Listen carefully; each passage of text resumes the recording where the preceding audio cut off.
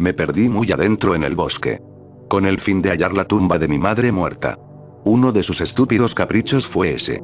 Pedir que la entierren en medio de un bosque, que, en sus tiempos de vida, no presentaba amenaza alguna. Pero, una vez muerta y enterrada ahí, las cosas comenzaron a cambiar. Las pequeñas familias que allí vivían rumoraban que no podían estar ahí con tranquilidad. Y es que se decía que el ambiente ahí era tenso, y que los enfermaba gravemente de locura, comenzaban a escuchar voces, o ver personas que jamás habían pisado ese lugar.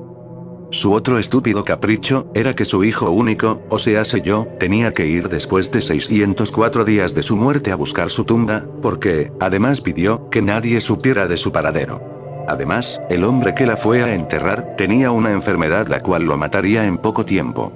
Mucho de ese tiempo lo gastó en ir a enterrarla y volver, así que, irremediablemente murió por azares naturales. Así que, me fui sumergiendo al bosque, el cual era mi única referencia de a dónde ir. Sabía que estaba solo del todo, no existía ya animal alguno, o persona, los árboles estaban ya secos, no había vida de ninguna forma, claro, exceptuando organismos microscópicos. Aún así, sentía que me observaban. En primera instancia no fue de mucha importancia, es un sentimiento que nos pasa a todos, creo. Pero al pasar el tiempo, empecé a escuchar voces, y ver siluetas de personas que desaparecían al instante. Comenzaba a creer los rumores sobre la locura provocada por este lugar. Con el paso del tiempo empecé a pensar en dónde podría estar esa tumba, y si era realmente necesario ir. Los caprichos de mi madre jamás fueron del todo cuerdos, y eso era obvio debido a su esquizofrenia. Creo que por eso dejé de vivir con ella a una edad muy temprana, para irme a vivir luego con mi padre. Al cual asesinaron, pero, por suerte me dejó su casa. Pasó bastante tiempo, el suficiente como para que yo ya no moviera mis pies por el acto de pensar, sino por instinto, y tardé en comprenderlo, suele pasar mucho eso. A pesar de los rumores, y lo que había presenciado, no podría decir que era un lugar paranormal. Me sentía como el protagonista de un libro, todo lo que ahí pasaba estaba pasando por algo, nunca fui de aquellos que piensan que absolutamente todo pasa por algo. En ese momento sí lo pensaba.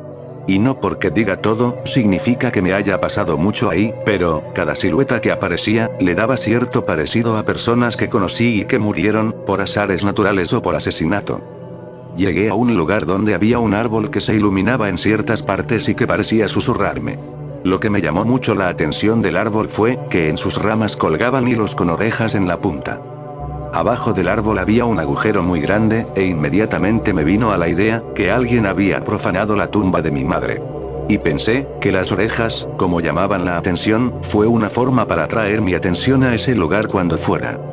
Pero, de la nada, apareció la silueta de una mujer, a la cual se le pegaba el pellejo en los huesos. Tenía el cabello muy largo y quebrado. Además que parecía no tener pies, sin embargo estaban ahí. El árbol empezó a susurrar cosas que parecían dirigidas a mí. Me decían cosas como: eres un idiota. Solo viniste por compromiso. Jamás fuiste un buen hijo. Y ahí me di cuenta que esa mujer acalaverada no era otra que, mi madre. Reprochándome como siempre las cosas. Ella caminó hacia mí, me señaló con su mano temblorosa, y el árbol gritó: tú. Entonces, ella se desmayó y yo la detuve. Inmediatamente el árbol pareció apagarse y las orejas colgadas parecieron marchitarse y luego se cayeron.